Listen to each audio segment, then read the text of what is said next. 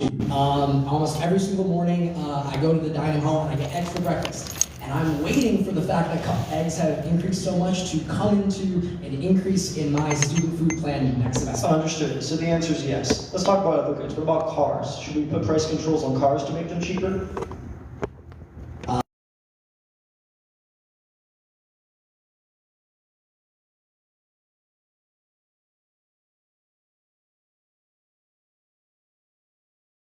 Gets into the debate of capitalism, right? And whether or not it's very effective at determining what the price of a good really should be, or whether or not government should go in and intervene. So you would rather legislators in Lansing, for example, decide the price of eggs in Michigan, decide the rent that you pay, rather than you making a voluntary exchange with your landlord? Oh no, I actually think, as the Republicans already previously stated, I think it's the government should only go in to do this when you have a substantial issue with it. In a city like Austin, there's not a need to do rent controls right now because the market is providing an ample supply of housing. But in other cities like New York, I mean, what's another solution? They've been trying to let the market fix it for 70 years and it's done jack. But you've admitted yourself that it's not necessarily the market that's driving up prices in New York, it's these crazy zoning regulations. So would you be in favor of ending the zoning regulations and then not having the need to fix prices? So to answer the zoning, first off, I study urban planning. I love a lot about zoning. I do think there's a lot of zoning laws that we could get rid of and get off the books, but I would never go so far as to say get rid of all of them. I don't want a factory next to a school. But we're basically agreeing here is that if we deregulate the housing industry to some extent, we can bring down prices by increasing the number of apartments that people can buy. No, if we deregulate the zoning, then you could do this, which is not the housing industry. My bad. Yeah. Let's say we cut some of the red tape on zoning, then we might not need price controls. For a short period of time, sure, but then eventually the market is, I mean, typically speaking, in the way our current system is set up, and take a city like Austin, I'm sure in 20 years the prices are going to increase again. So to make sure we understand you, the solution here might be to deregulate in some areas rather than the government fixing prices for basically any good where we think it's too expensive? No, I think it's a case-by-case basis. Sometimes you gotta cut the red tape, sometimes you really, really shouldn't. And I think more than often than not, you shouldn't. Thank you for your time. Thank you. Mr. Law, you will have 3 minutes to examine the Republicans. All right, Mr. Bracci, I'm going to start with you. So I headed into this debate with a very similar mindset to Mr. Baltus. Zoning policies, much research has shown that they're a far bigger suppressor of the housing supply than rent control. And you pointed to Austin. And so you said Austin eliminated all the rent control and subsidized builders so builders could go in, build more housing. And that's what they do in Europe. They pair subsidization for builders with rent control and address that market distortion that you expressed. Now, Mr. Bracci, you guys started off your debate talking about government intervention. Now you are saying that the solution is more government intervention. No, I'm not saying subsidies per se. What we're saying is rent control is a constraint on supply. And when you constrain supply without doing anything... Right, but doesn't zoning literally constrain supply? It's the rules about where you can build. So if we eliminate red tape that has been convoluting the system for decades, and pair that with rent control, wouldn't that address all the market distortion? No, because you're adding one restriction on supply and getting rid of another restriction. But don't they move in opposite directions? I wouldn't say so, because if you put more zoning and say you can only build single-family housing, you're only going to get single-family housing. And then if you go in and say, okay, this housing can only be so expensive, then all of a sudden you're only going to build houses that can fit that expense. So it's 2 restrictions on top of one. If you get rid of one, it might work a little bit. If you get rid of both, that would be great. But what we're talking about is rent control, and why rent control specifically is an issue. Like, on its own, rent control, regardless of zoning... What if the government didn't pair that with subsidies for building and public development? Well, yeah, if you put subsidies in there, I mean, subsidies work to increase supply. If you subsidize supply, if you subsidize demand, which people have talked about, you know, like first ownership tax or home ownership tax credits, that's a subsidy of demand, which will only make the problem worse. But if you're talking about supply, if you're subsidizing supply, then it can't work. It's a fair point, but so you guys are saying let the invisible hand figure this out, let the free market and deregulation figure this out. What do you say to someone who can't afford to buy or rent right now? Right now, I think the issue is Short-term, rent control has been shown to have some benefits, but in the long term, it constricts housing supply, it constricts rental supply, and it has the inverse effect of increasing housing costs in the long run. So in the short run, if I can't afford an apartment, I may want to support rent control. But in the long run for a city, it is shown to have detrimental effects that do not, the short-term benefits do One not last question for outweigh. you, Mr. Bradshaw. Yeah. Do you know what party the mayoral administration of the city of Austin belongs to? Currently belongs to Democrats, I believe, yes. Yeah, it does. All right, that's all I have. All right, thank you. Now, on to closing statements. Mr. Baltes, you will have a minute to conclude. Or Mr. Tyson. Okay, so in conclusion to everything that we've stated in prior, rent control is an effective policy decision in creating affordable housing in urban areas. Many of the critiques that come from that criticize rent control tend to not take into account the way that zoning laws impact housing costs and overall housing availability within urban regions. Furthermore, rent control is a guarantee in maintaining that the underserved communities that are currently being gentrified have the ability to stay stay underserved and stay with majority minorities within the different communities. Amid rising inequality and financialization of housing, second generation rent control policies permit moderate rent increases tied to inflation of local and also target flexible approaches to stabilize housing costs without replicating earlier rent freeze. Your time has elapsed. Thank you. The Republicans will have a minute to conclude. Okay, to summarize the whole rent control issue, it's basically a Band-Aid. A short-term solution to what definitely is a long-term problem. So we usually implemented when politicians need to comfort people and win votes, saying, well, I'll bring down your rent if you support me. But look at what the effects of it are. You're constraining supply, which doesn't meet demand, so the local housing providers are going out of business. They can't support their family, they can't support their business. People are losing housing. Newcomers can't come in to a business when there's lacking housing supply. And it only benefits the lucky few who manage to secure housing before you can even come into the market. I mean, politicians often claim they have addressed the housing crisis once they implement rent control, but their economies usually fall to ruin. And Your time has elapsed. Thank you, gentlemen. The round is concluded.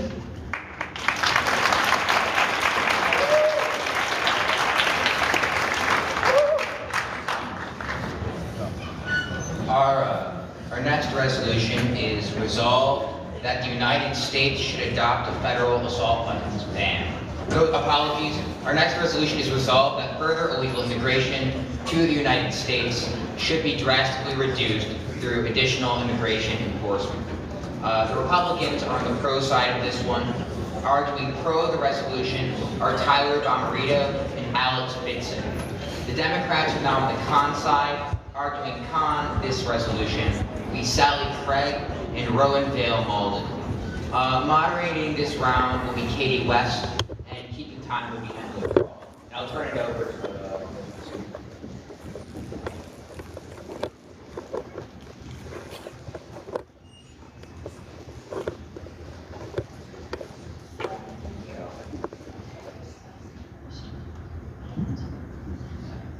Thank you. Mr. Bomarito, you have 3 minutes to speak.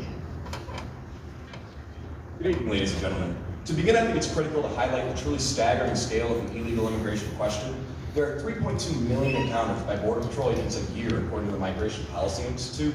And the Federation for American Immigration Reform estimates that 18.6 million illegal aliens currently reside in the U.S., exceeding the population of Michigan and roughly matching 5 Los Angeleses. Now that the stakes are clear, I'll outline 6 ways this invasion is a threat to our nation. First and foremost is the sovereignty and rule of law of our nation. Borders aren't just arbitrary lines on a map, and nations aren't just economic zones people can freely choose to inhabit. Nations have borders. Every single one of the 18.6 illegal aliens currently in our country is in violation of our legitimately adopted laws, and to propose we ignore this undermines the rule of law. When you leave your front door open in a bad neighborhood, eventually it ceases to be your home. Second, the unfairness to immigrants. Many immigrants, especially from Europe, wait years or even decades for an opportunity to partake in American excellence. It is unjust that we allow those who break our laws to bypass that process. Worse, this creates a perverse incentive, undermining legal pathways. Third, benefits. Illegal immigrants can access programs made for real Americans, especially in the medical and education system, with programs like Emergency Medicaid and the WIC Nutrition Program. Additionally, private charities cannot screen immigrants' status before providing benefits, meaning that private funds are strained as well. Fourth is basic economics. More demand drives up prices, more workers lowers wages. While some claim that immigration is beneficial in certain aspects, maybe that GDP and the stock market will tick up a few notches, there's no reasonable justification for favoring illegal to legal immigrants. Fifth, national security. I encourage all present to listen to the House Judiciary Subcommittee on Immigration, Integrity, Security, and Enforcement hearing on 9/14/2023. During this hearing, Tom McClintock revealed how ISIS successfully smuggled into our country over 124 nationals from Eastern European nations such as Russia. An open border leaves us blind to future attacks. And finally, the fentanyl epidemic. In 2024, more than 107,000 Americans were killed by the fentanyl epidemic. And since 2021, a number double the population of Grand Rapids has been stolen from us. 95% of the fentanyl in our nation came from Mexico. And according to US CBP, over 600 pounds of fentanyl flooded into America from our southern border in February 2025, enough to kill over 100 million more Americans. That was 1 month alone. This crisis is impossible to ignore. Every day, sons, daughters, sisters, and brothers are killed by our apathy towards border security. I am convinced that each of these points is strong enough to support the resolution on its own. When taken in whole, the answer is clear. We need to stop the invasion from our southern border, and the resolution clearly stands. Thank you. Thank you. Now, Mr. Malden, we have 3 minutes to speak. Check the door, guys. There might be a Mexican in here. Oh, no. Okay, so he's in a lot of fucking numbers there, okay? For the most part, they're minuscule compared to the US population of 330 million. What is a few thousand in the face of that, number one? Number two, he's acting like all immigrants are criminals, when by and large, you will find the US government and people who study surveys conducted by the US government find that they are between 40 and 60% less likely, sorry about that, to commit crimes of any sort.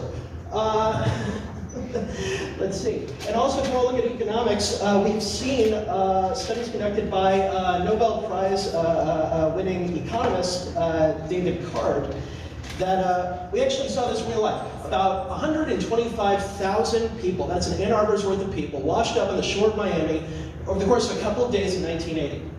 About 85,000 of those stayed in the Miami area over the following years.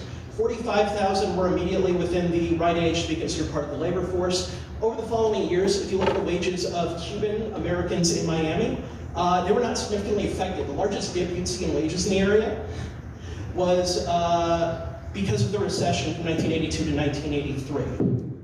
Also, unemployment didn't actually get affected that much. The unemployment rate remained relatively constant over the following half decade. So what you're seeing here is a lot of bullshit fear-mongering.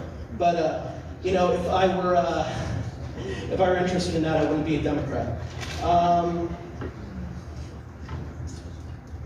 Let's see. Also, if you are concerned about integration of immigrants and all, you'll see that the children of immigrants tend to, let's see, earn more money on average than American children who come from similar backgrounds. So most of these points are moot. I especially found it funny that my opponent over there invoked fear over 100 and so odd ISIS people coming across the border when we're seeing 5,000 a day on average. But they don't actually care about that. There was a border bill put before Congress last year that would have shut down the border if 5,000 people crossed a 7-day period. We see that many cross in a day on average. They don't give a shit. They just want to scare you. They want to keep this crisis, supposed crisis, ongoing, so they can make you fear foreigners who built this country, who are more productive than us on average, who are actually willing to do the work we're unwilling to do. Can I take my time at this point? May I remind, please keep in mind of language. Thank you, Mr. Molden. Now, Mr. Bomarito, you may ask one question, and Mr. Molden, you have 30 seconds to respond. Sorry, this is a two-parter, if that's okay. First, did you address any of the 6 points I listed? And second, did I ever at any point say that most illegal immigrants are criminals? Okay, number one, you were complaining about this invasion, thousands upon thousands of people coming across. Number two, you were complaining about, what is it, the illegals are bringing across all these drugs that are killing all of us. You're complaining about the volume, you're complaining about the crisis, when again, by and large, immigrants are not criminals. By and large, the numbers you're saying are insignificant compared to the US population. Thank you. Now, Mr. Molden, you have time to ask a question, and Mr. Bomarito, you have 30 seconds to respond.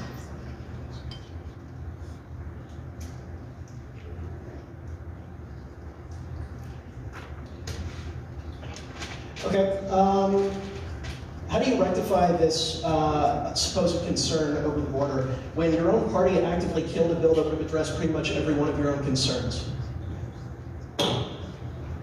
For the resolution, sorry, Rian.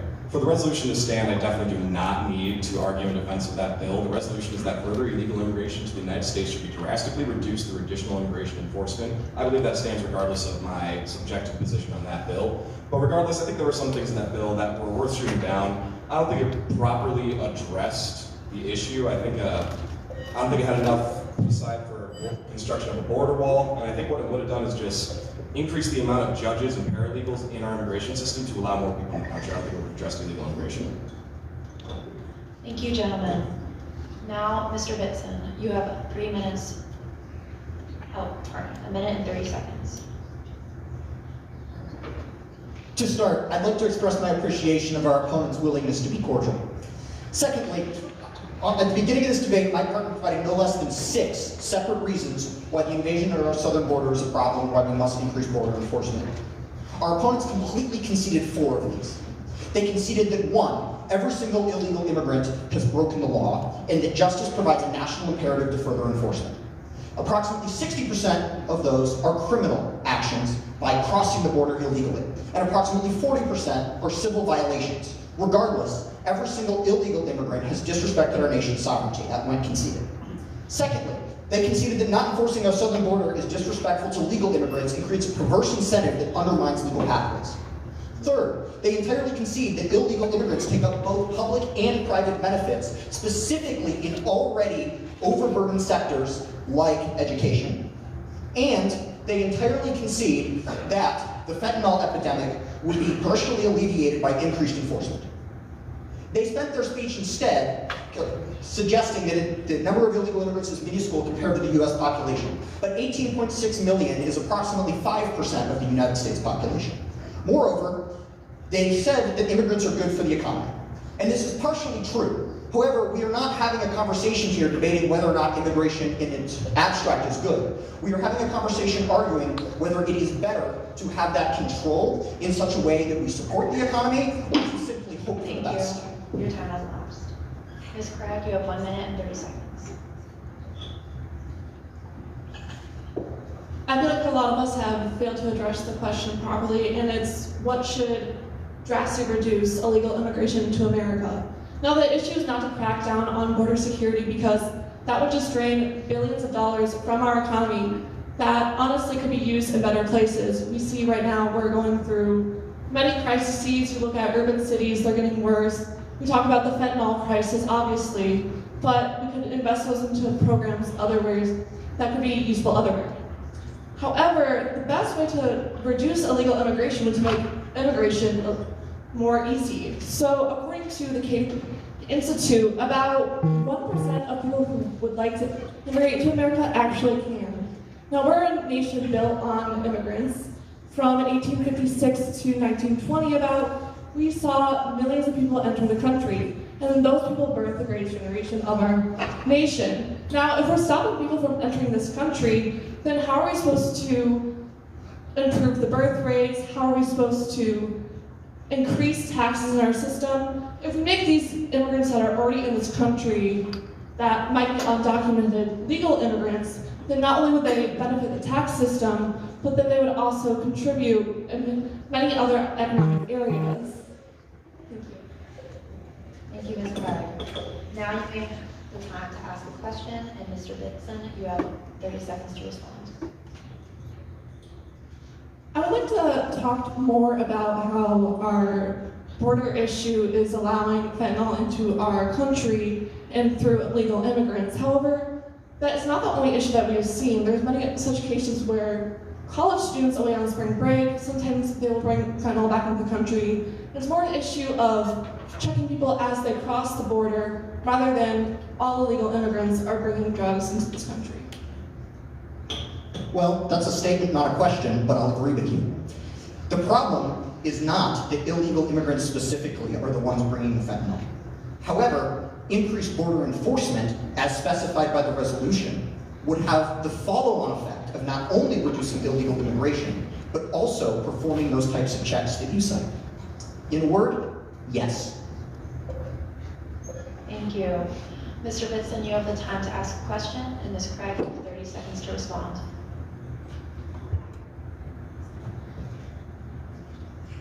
I want to press a little bit further on this idea of making immigration pathways easier. While that is perhaps a reasonable policy to debate, I'm curious twofold whether or not you think that should cause us to not increase enforcement, and what you would have us do with the 18.6 million lawbreakers already illegally in our nation. Well, immigration enforcement is not just an issue of the border. We look at ICE coming into different settings such as schools and workplaces, and they are cracking down, which is just draining money by getting people that are already in this country economically producing for us and then taking away from them. However, just because they came here legally does not mean that they, in a sense, yes, they were breaking the law. However, they're doing so under extreme circumstances to come to America for a better life. Thank you. Mr. Law, you have 3 minutes for examination. Mr. Bitson, I'm going to start with you. Very quick question. You made a very big deal about immigrants being lawbreakers because they cross the line of the map. They're illegal immigrants, lawbreakers. They broke the law just by doing that. Correct. How many felony convictions does the leader of your party currently hold? 34. Thank you. And then just curious. By the way, may I briefly ask, is the presumption that I have to defend that in order to win the debate on that resolution? Hypocrisy is the issue. Excuse me, please. Mr. Bomarito, I'm going to move on to you. Are you a supporter of capitalism and free trade? Yeah. Then how can you also support the stemming of immigration when a free market requires a free labor supply? In theory, Milton Friedman himself was a very vocal supporter of open immigration as well as some welfare benefits for immigrants. How do you address the kind of contradiction with free market economics? Do you know Friedman say he doesn't believe in borders? Milton Friedman encouraged more pathways for immigration, which your partner just, Yeah, so Milton Friedman didn't say that we should let illegals pour into our country, did he? Sure, but the resolution is additional enforcement. Yeah, I agree. I agree that we need to prevent illegal aliens from getting into the country. I've never said anywhere in my speech that I don't think there should be immigration in the United States, if that's what you're asking. Sure, but do you think there should be additional enforcement? Because billions have already been thrown at enforcement. Obama, Biden also deported many people. Why aren't we now, for example, I saw a study providing work authorizations to undocumented immigrants could increase tax contributions by $40 billion. Sure. Yeah, sure it could. I wouldn't necessarily be against that. I don't see why I have to be against drastically reducing illegal immigration for that. And also, I don't think my argument was economic based at all for why the resolution should stand. I think I made 6 points that were scarcely. But isn't like the cornerstone of your entire party that you're the free market capitalist party and all the socialists are bad?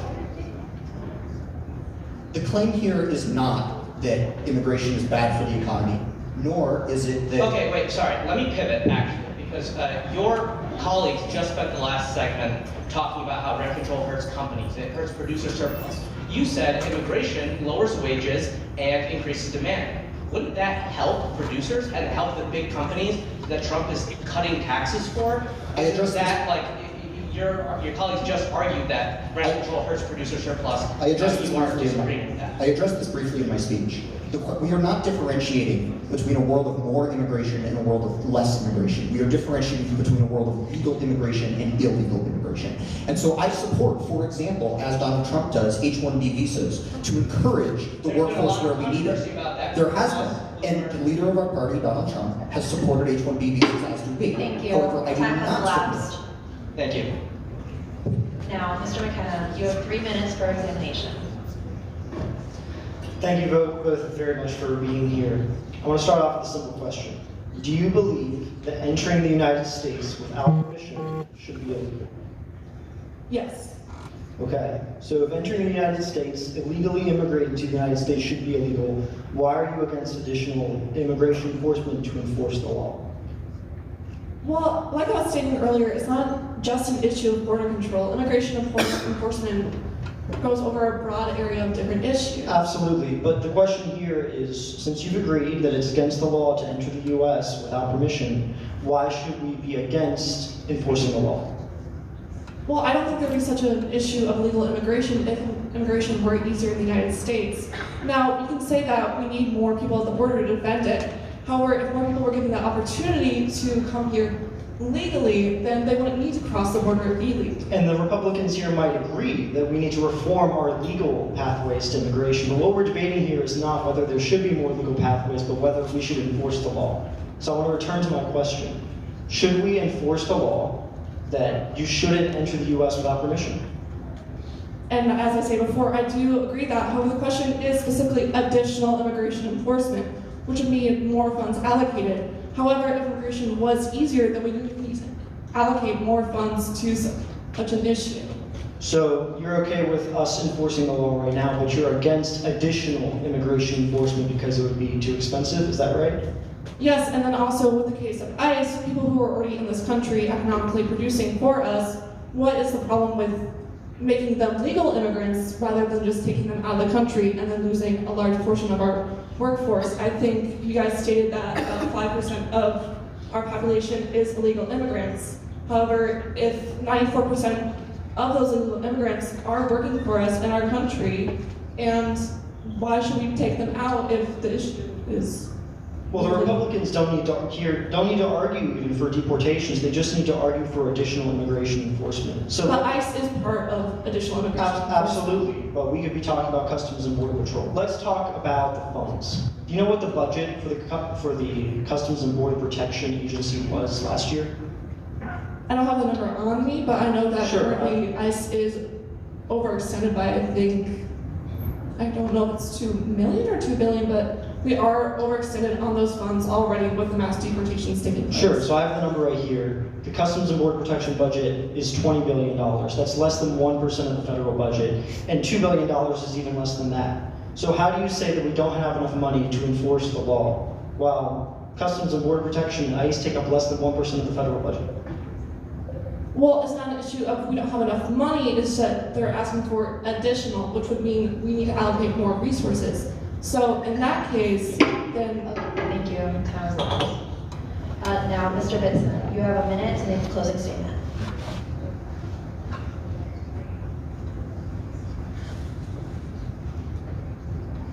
At the very beginning of this conversation that we've had over the last 15 to 20 minutes, we brought up 6 individual points. 6 reasons that illegal immigration is a problem and that we must increase border enforcement. We've talked somewhat extensively about 2 of them, including economics and to a certain degree the national security risk. But we've almost entirely ignored 4 of the others. Firstly, the rule of law. What is the problem with taking the people already here and making them illegal? The problem is that they've chosen, through their actions, to disrespect our sovereignty and our rules as a nation. We should not reward the choice to disrespect our rules with a free pass to the opportunities of the USA. That decision, that disrespect must be punished, not supported. Moreover, it's been completely uncontested that we create a perverse incentive undermining legal pathways by not enforcing it, and we haven't fundamentally contested the benefit of enforcement to defend all parties. All right, Ms. Craig, you have a minute to make a closing statement. An issue that was repeatedly hit upon by my opponents was the rule of law and respecting laws within America. However, if a starving mother were to steal local bread for her family, would she be wrong in that respect? Yes, it's breaking the law. However, people resort to extreme measures when presented with extreme situations. So, if someone needs to escape a country where they're facing economic hardship, civil disobedience, civil war, all those bad things, then what's the issue with them trying to come to America? Yes, the rule of law should be enforced and people should try to cross the border illegally. However, we shouldn't expend extra resources stopping people who are already in this country from living a life that is promised to them through America. Thank you. Thank you. Thank you, ladies and gentlemen. That will do for this round.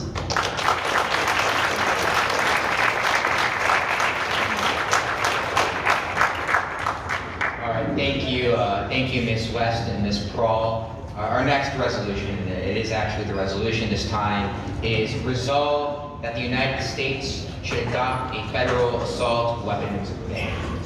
Arguing pro the resolution are Democrats William Rachichi and Luke Riegel. Arguing con the resolution are Republicans Zachary Friedman and Tyler Curtis.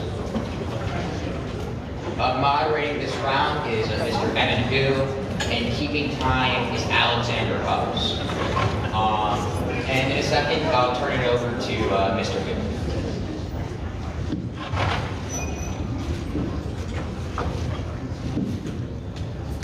Thank you, Mr. Rachichi. Apologies. Thank you, Mr. Rachichi. You have 3 minutes. Thank you all for moderating this event tonight. I want to start off painting a scene for you all that I'm sure as many of you have lived through. On the evening of Monday, February 13th, 2023, gunshots rang out in the MSU Student Union. I was on my way back to my apartment when I received a lockdown notification from the university. My friends who were on campus were calling me as they rushed into the basements of the buildings they were in near the union. Calling them as I was driving down Grand River, I see one police car after another, ambulances and fire trucks from cities over, flooding the streets, and I hear the voices of my friends, terrified, on the phone. As I arrive at my apartment, I join a group of students who are running into the building as well. I look over and see police cars flying down Grand River and setting up a dispatch station right outside my apartment window. My friends and I were lucky to have been able to barricade ourselves in our apartment, but this is not the case for many who are on campus. As Spartans, we came together to support our community and rally around Alexandria, Ariel, and Brian, and their families whose lives were lost senselessly in this act of violence. In moments like these, we ask ourselves, how many more? How many more times will we go through these shootings? Now the #1 cause of death for kids in what is supposed to be a nation of strength and prosperity. On February 13th, 2024, a slate of gun safety laws passed in the years since the shooting went into effect, including historic ERPO, or Extreme Risk Protection Law, secure storage policies, background checks for all, and convicted domestic abuser prohibition laws. With that being said, most Democrats are not asking for a national ban on all guns, period, but simply on those that are not intended for civilian use, like semi-automatics, bump stocks, and military-grade equipment that does not belong on our streets. All of the policies have caused great reductions in gun violence, as seen in other nations and in our state as well.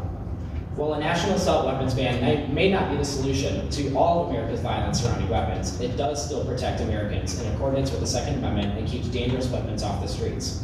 It takes weapons off the streets that have been causing incessant violence across cities and across the country. The Founding Fathers did not anticipate semi-automatic or 3D printed weapons when they built the Constitution.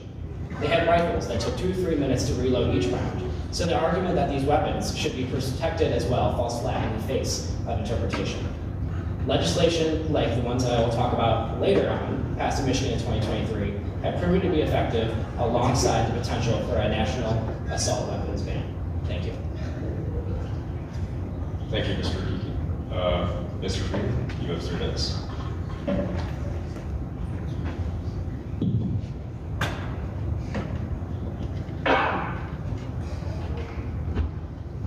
We were all there February 13th during that shooting. But let's take a look at, realistically, what are some commonalities between different shootings. They all happen in gun-free zones. In fact, 96.2% of firearm shootings happen in gun-free zones because they're soft targets. You can't shoot back. A 9mm is way faster than a police officer is in response time. Now, I'm not going to go into that. We're going to talk about the assault weapons ban. In 1994, there was the federal assault weapons ban, and there was inconclusive results on if it actually did reduce firearm deaths. However, as well, we can take a look at the defensive use of firearms. For example, the CDC in 2013, the commission studied by the Obama administration, stated that anywhere from 500,000 to 3 million lives were saved annually by defensive use of firearms. Compare that to about 30,000 to 45,000 deaths contributed by firearms. Of those, about two-thirds of them are suicides, which, while are bad, realistically, they're still going to happen. And while guns do make them still easier to happen, they still protect a lot more than they do take. With the remainder of those about a third of those deaths, so about 85% of them are gang-related, right? And about 0.1% of them are actually mass shooting. If you take a look at the Michigan State shooting, the act was committed by a pistol, which was not covered under the assault weapons ban. Had nothing to do with it. It was not a rifle. But in fact, if we wanted to actually prevent that, we could have enforced the laws in the books that would have allowed the monster who committed that atrocity to be instead facing a felony charge and wouldn't have been able to buy a firearm. We have background checks. These background checks, ATF form 4473, requires that you are not a felon in order to buy a firearm. However, we don't enforce them. Why don't we enforce it? Because we pled it down to a misdemeanor. Going into it, semi-automatics are the most popular form of shotgun, rifle, pistol. They're all semi-automatic. Semi-automatic just means that you pull the trigger once and one bullet comes out and it's ready for the next round. That's it. It's not a fully automatic. In fact, they were banned in 1986 under the Reagan administration. If we look at the defensive use of firearms, continuing into it, Greenwood Park Mall was stopped by a citizen who was just legally able to carry his 6-hour and stop the shooting in the tracks. Sutherland Springs, Texas was the largest massacre in the state of Texas at the time and was stopped with the NRA instructor with his trusty AR-15. Why is the AR-15 banned when the M1 Garand is not? The AR-15 is the most popular hunting rifle in the country with a .223 cartridge. The M1 Garand was designed as a weapon of war and is not under any federal assault weapons ban and has killed more. Thank you. Go ahead with your question, Mr. Friedman.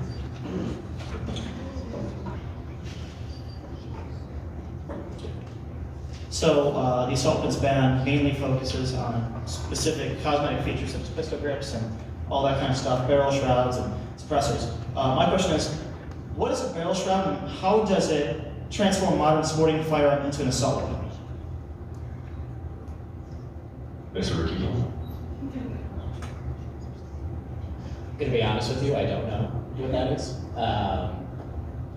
That's also not really necessarily relevant to the question of assault weapons. I mean, obviously, if we're talking about bump stocks, we're talking about bump stocks and all those. I think those do fall under the fact that those should be regulated by the national government and by the state as see fit. But that's all I can really speak to that. Thank you, Mr. Ricky and Mr. Friedman. Mr. Ricky, go ahead. So you mentioned the necessity and the ability, granted in the Second Amendment, obviously, for American citizens to defend themselves from intruders or from unnecessarily violence. Do they need an AK-47 or AR-15 to do that?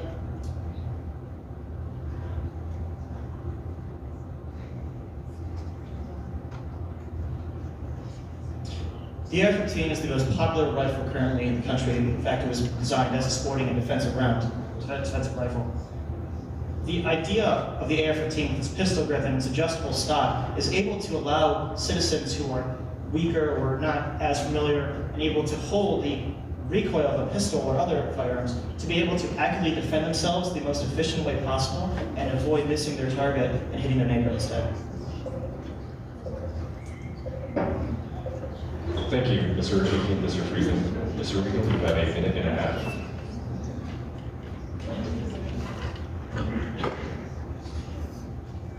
Thank you, Mr. Booth. To reiterate our earlier point, gun violence has killed far too many people in this country. I grew up 5 minutes away from Columbine High School in Littleton, Colorado. Every day I drive past that school, I see the memorial outside. I know people whose children died at that school. I know people whose teachers died at that school. They'll never get to see those people again. This is an unjust crime. They did not deserve this. They did not ask for this. They were in the wrong place at the wrong time. They were in our public schools, what should theoretically be the safest place in our country. What about Sandy Hook? What about Uvalde? 6-year-olds died. They had absolutely no way to defend themselves. Our opponents here have discussed that firearms can be used to defend yourself from bad actors who use these weapons. Could these children have defended themselves? Can you truly defend yourself from an assault weapon? As they mentioned, you just point and shoot the gun. That's an assault rifle. For a pistol, for a bolt action, you have to pull the trigger, you have to cock the gun. There's a lot more that goes into it. With an assault rifle, you just point and shoot. It's like Fortnite. You can't defend against that. Furthermore, assault weapons have the capacity to fire 4 times faster than additional weapons. To bring up the 1994 assault weapons ban, the reason that was ineffective was due to the grandfathering in of existing assault weapons. So if you had your assault rifle beforehand, you can continue to have it. Thank you. Mr. Curtis, you have 1 minute and 30 seconds. Hello. Hello. It's working yet? There we go. Hi, everybody. So, America was founded nearly 249 years ago on the principle of life, liberty, and pursuit of happiness. Among those God-given rights is the right to self-protection, not granted by the government, but recognized by the government. That's why the founders enshrined this right in the Second Amendment. The right of the people to keep and bear arms shall not be infringed. This isn't optional, it's essential. That's why the founders enshrined this right in the Second, Third, Fourth, or the Second Amendment. To oppose lawful gun ownership is to deny the very identity of our country. The Supreme Court confirmed this in the District of Columbia v. Heller in 2008. And again, in the New York Pistol Rifle Association v. Bruin in 2002. They ruled firearms in common use, like AR-15s, are protected. What's the practicality of this? Gun control will stop crime. It creates soft targets. Cities with strict laws, Chicago, DC, Baltimore, are they still plagued by violence? Yes. Yes, they are. Why? Because criminals don't follow laws. Only the law-abiding citizen is punished. Gun rights aren't about money, they're about survival, autonomy, and the balance of power. Mr. Curtis. Mr. Eagle, you now have the opportunity to ask a question. Thank you. You brought up the Second Amendment and our God-given right as Americans to own weapons. I completely agree with this statement. However, I would bring up the fact that in 1789, the weapons that people were using were muskets that took 2 minutes to load. Today we have assault rifles that can fire within that period of time hundreds of rounds. How do you expect to use these archaic 250-year-old amendments in the modern day when our technology is as different from the musket as the musket is from the bow and arrow? Why I admire your dedication to study history. I think you're missing a few key facts here. There's other weapons such as the Pico gun, the advent of the Gatling gun. Those are other multi-shooting weaponry that were definitely around at the same time as the United States Revolution was taking place. So to say that those weaponries didn't exist would be factually correct. Thank you, Mr. Curtis.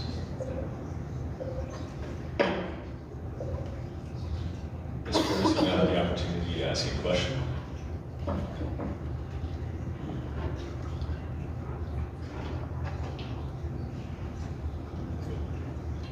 You supported banning AR-15s, but the Supreme Court ruled in Bruin and Heller that guns in common use are protected. So on what legal or constitutional basis do you justify this ban? How did AR-15s become common weapons? These are weapons of warfare, used on battlefields. Our American cities and our towns are not battlefields. These aren't necessary for our self-defense or for hunting or recreational use. They are meant to kill other people as fast as possible and as effectively as possible. These are not common weapons. Thank you. Thank you, Mr. Regal.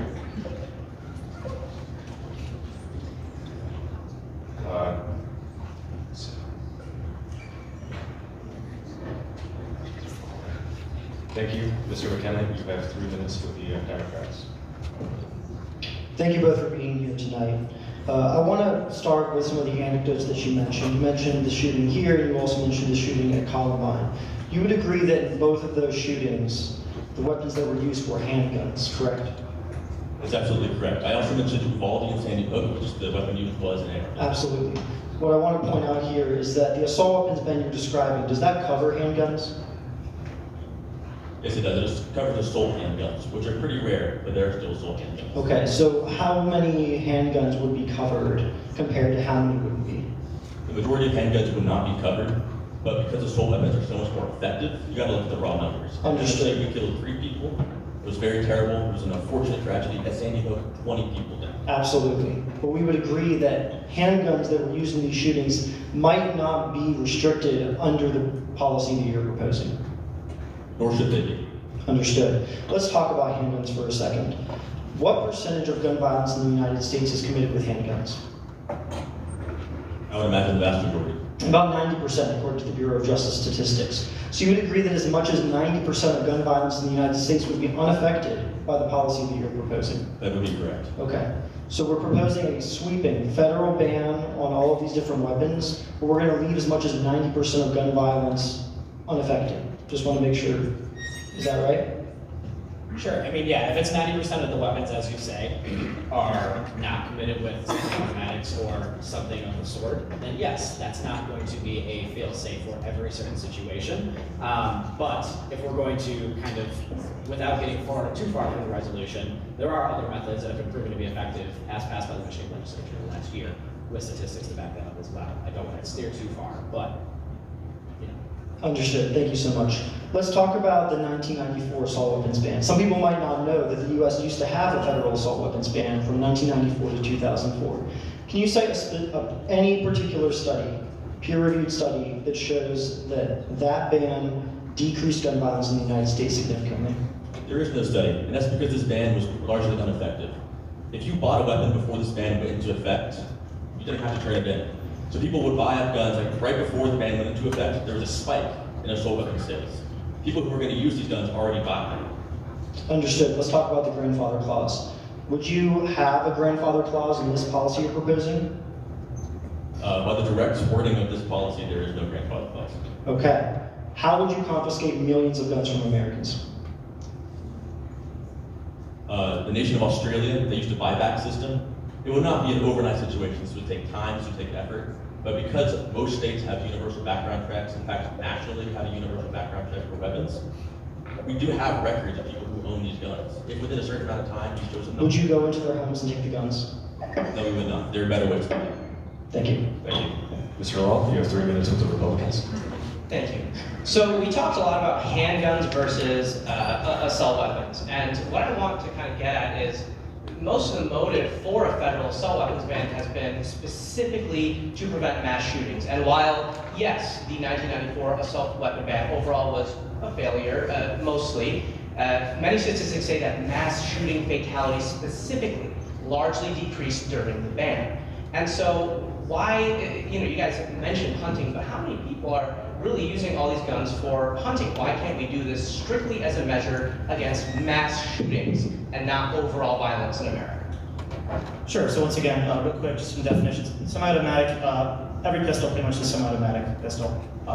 So again, just one trigger pull is one round fired in. Just because a rifle or a pistol does not change the speed of fire, it's how fast you can pull your finger, right? And lever action can actually go fast, the same speed actually, depending on who it is. But going to the argument, So most of those stats have been pretty much inconsistently stated. In fact, a lot of those are actually statistically insignificant. They're less than 10%. Okay, is this statistically insignificant? So you guys pointed to the shooting at Michigan State, that was with the handgun. Correct. And tragically, 3 of our Spartan brothers and sisters were killed. However, in Las Vegas, and several assault weapons were used. 60 were killed. Orlando Pulse, also an assault weapon, 49. Sandy Hook, also an assault weapon, 27. So 60 versus 3, 49 versus 3. You guys get my gist. So again, a federal assault weapons ban would be specifically tailored to stop mass shootings, not overall gang violence, not random shootings in a house, mass shootings. So why wouldn't a federal assault weapons ban help with mass shootings specifically? Because 84% of mass shootings are pistols. Alrighty, but 77% of mass shooters, acquire the weapon legally, and you guys say criminals will still get guns. Many shooters still acquire it legally. That background check you mentioned is rather lenient. An 18-year-old with no criminal history that was born in the U.S. can go into any gun shop and essentially buy an AR-15. If they're actually considered, I don't think the exact legal terminology. Such is their right as an American citizen. Right, but doesn't that seem a little concerning? The Republicans' slogan here often is "people kill people," but doesn't it seem like our laws allow a lot of bad people to buy guns? If you're suggesting that we're going to come up with a magical law that stops people from killing people, and that's just a tale as old as history itself, then that's a fallacy. But doesn't the absence of regulation make it easier for bad people to buy guns? Well, actually, if you look at stats such as the United Kingdom, we actually saw a rise in homicide rate after the ban. In fact, Ireland saw a drastic rise from 0.1 to 0.6 per million to actually 1.6 per million. Last question. You guys talked a lot about violence via handguns. Should we regulate handguns? Thank you. No.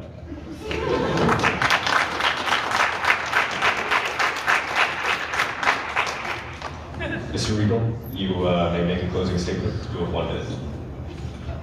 I want to again thank you all for coming here, spending your time with us tonight. Just to reiterate what we talked about, this would not be a ban on handguns. This would not be a ban on these smaller weapons that can kill quite a few people, but not nearly as many as an assault weapon. We have to protect our children. We have to protect anyone in this country. If you can't walk outside and be sure that you'll be safe, if you can't be sure that when you send your kid off to school, you'll see them the next day, then what are we doing? These weapons are designed for battlefields, they're designed for warfare. They're not designed for self-defense. They are in no means regulated underneath the Second Amendment. The right to bear arms does not include the right to kill other people the way we would kill them in World War II, the way we would kill them on a battlefield. To defend yourself, to recreationally use weapons, you don't need an assault rifle. You don't need any kind of assault weapon for that. In order to protect our communities, we must get rid of these weapons. Again, thank you all for your time. Have a great day. Thank you. Thank you, Mr. Regal.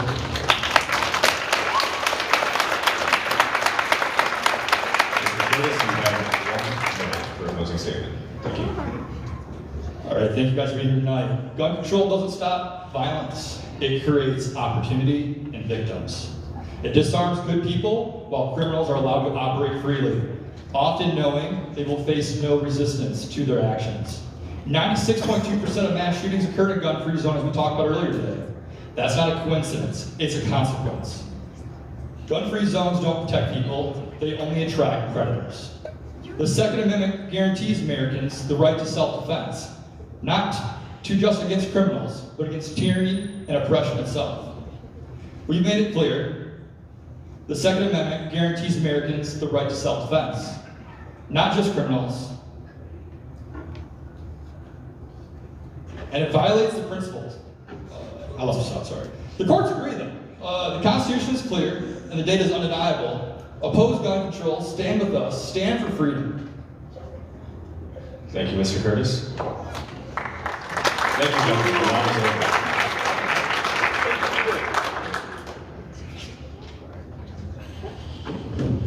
Okay, thank you very much. Thank you, Mr. Hugh and Mr. Hubbs.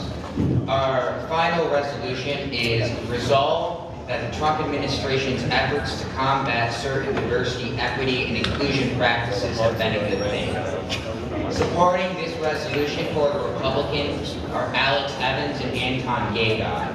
Opposing the resolution for the Democrats are Braxton, Paducah, and Ilana Mitt. Moderating this round is my good friend Benjamin Mellon. Ben Zahn will be keeping time. Take it away, Mr. I am. Thank you, moderators. Just as you've heard, we are arguing that the Trump administration's efforts to combat certain diversity, equity, and inclusion practices have been a good thing for this country. Throughout Trump's administration, he's enacted 2 executive orders shaping the DEI policy in this country. The first order, Executive Order 14151, ends all DEI programs within the federal government. The second order, Executive Order 14173, enforces civil rights laws by ending affirmative action programs throughout the country, meaning within the federal government, within the private sector, and within higher education. Within the federal agency, DEI has engaged in wasteful spending on programs in which the extreme costs do not outweigh the benefits. To clarify the extent of spending, I will point out a report filed by the Functional Government Initiative in the Center for Renewing America, which identifies over $1 trillion spent on DEI across 24 federal agencies during Biden's administration. Some expenses of these offices include staffing, but one I really wanted to point out was the training. So under Biden's administration, NASA spent $20 million in DEI trainings, according to the New York Post. In 2009, a review article titled "Prejudice Reduction: What Works" highlights that very few studies provide evidence that diversity trainings and other media campaigns focused on reducing prejudice are actually effective. Furthermore, under the reign of DEI offices, our government has been guided by discriminatory principles referencing race and sex in hiring over merit, shamelessly breaking civil rights laws along the way. The process I have explained is known as affirmative action. It has also been made clear that a key part of Trump's policy is to enforce civil rights laws beyond the federal government in pursuit of ending discrimination caused by immoral practice of affirmative action. Using the guidelines of civil rights laws, as well as the ruling of SFFA v. Harvard, the current administration is working to restore the principles of merit that America was founded on. Under affirmative action, the American dream is compromised. The notion that you can work to succeed cannot exist when your identity is being examined with your merit. These immoral principles need to be eradicated, and the meritocracy must be restored. These actions by the Trump administration have already resulted in many companies removing references to diversity in their websites, shifting to language more tailored to inclusivity. And I also feel like this is a good time to clarify that the policy does not take away from companies promoting inclusivity. Rather, it focuses on gutting diversity and equity, achieving through illegal means. Example, our university itself still has a DEI program. That's because we are not illegally discriminating against students. So overall, these policies from Trump's administration are positively seek to remove racial discrimination, making America focused on equality. Thank you. Thank you.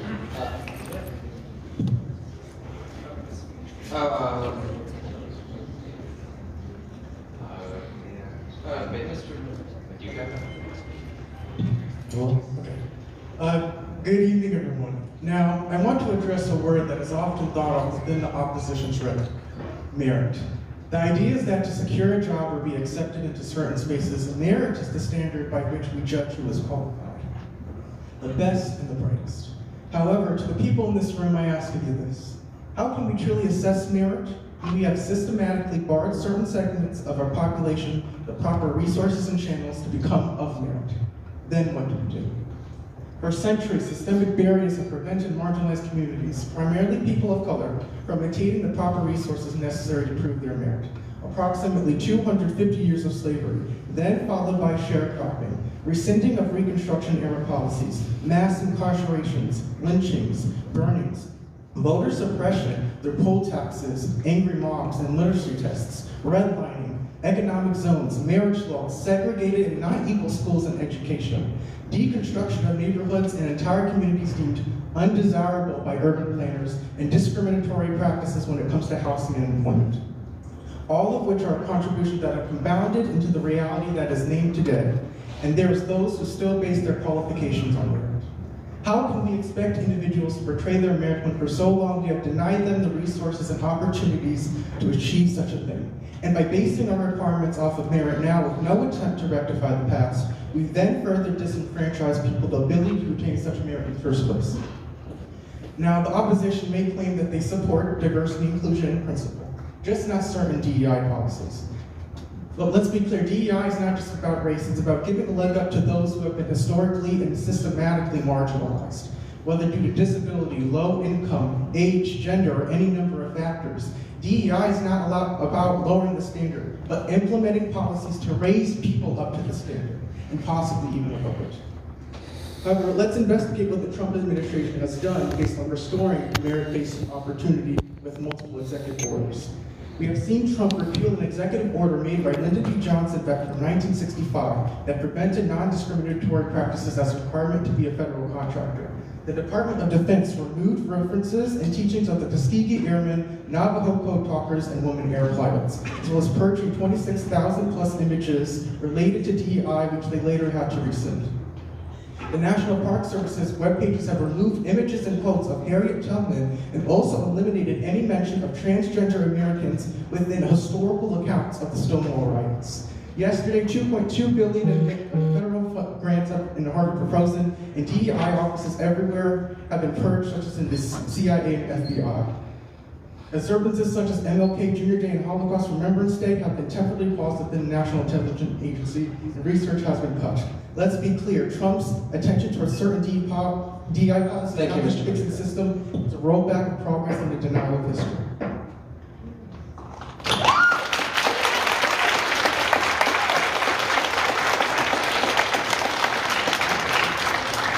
Mr. Evans, you have one question. All right. So notably, Asian Americans have been impacted by affirmative action programs within education more than any other group. Asian Americans have experienced extreme discrimination throughout the history of America. Despite this, they've still achieved great feats within education. What has allowed Asian Americans to see where other minorities have failed? I think the focus is, why use Asian Americans? Why not Black Americans? Why not Latino Americans?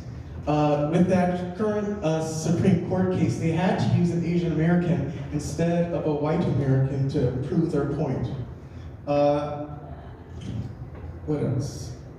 That's Great. Thank you. You may ask a question in return.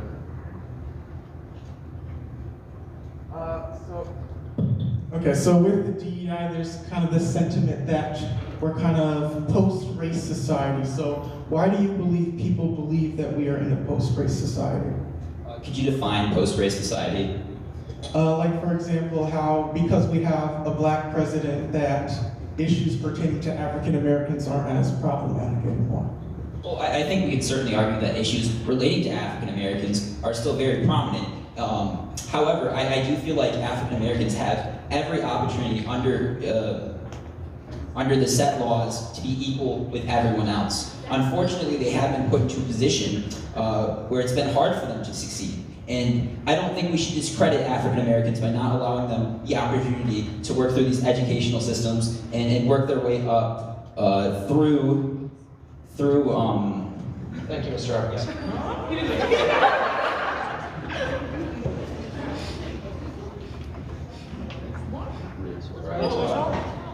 Mr. Gagon?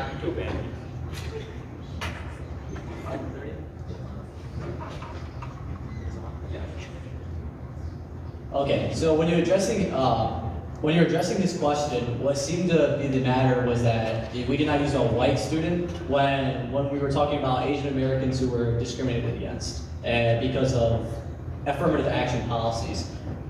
Why, if you wanted to mention that the world isn't post-race anymore? Apologies, Mr. Gagon, here from Steve. Oh, okay. I was going with it. Go ahead, sorry. Okay.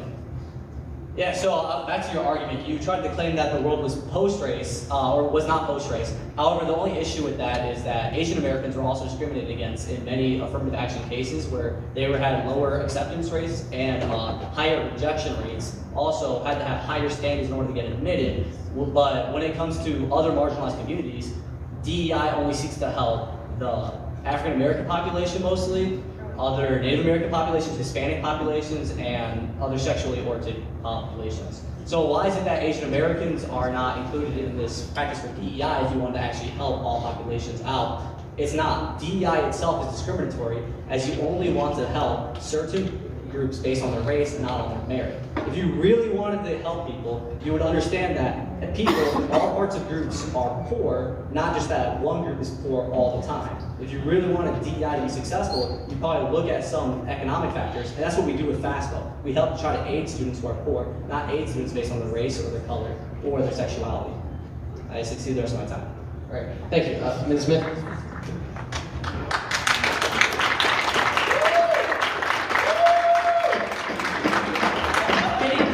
Adding on to what my partner Braxton asserted, DEI, standing for Diversity, Equity, and Inclusion, is a very important concept. These are not just words, they are the foundational pillars of a just and fair society, especially in our schools, workplaces, and communities. DEI ensures that everyone, regardless of their race, gender, or background, has access to opportunities and resources that allow them to thrive. Under the leadership of former President Joe Biden, we've seen a recommitment to these values. The Biden administration worked to repair the damage done by the previous administration and advance policies that promote equity. For example, President Biden has signed an executive order aimed at advancing racial equity and supporting underserved communities. This included directing federal agencies to review and reform policies that may perpetuate systemic barriers to opportunity. Biden has also prioritized restoring protections for LGBTQ+ students and ensuring that people of all backgrounds have fair access to education and employment. Contrasting with the approach taken under the previous Trump administration, which actively sought to dismantle DEI efforts across the country. In 2020, Trump issued an executive order that banned federal contractors from conducting diversity training that addressed race and gender, arguing that it was divisive. These kinds of training programs were designed to foster understanding and empathy, critical tools in tackling prejudice and bias. By halting such programs, the Trump administration sent a message that diversity and inclusion were not priorities. All right, Mr. Dega, you have one question. Yeah, United Airlines plan to hire up to 50% of people of color and female pilots. How do you do that without lowering standards, as female and people of color make up around 14% of applicants interested in becoming a pilot? I don't know if only becoming a pilot is relevant to countrywide DEI policy. All right, thank you. You have one question in return. My question would be, how can you morally justify tearing down DEI programs and even memorials of victims of police brutality and discrimination? Well, many of these DEI programs that we are tearing down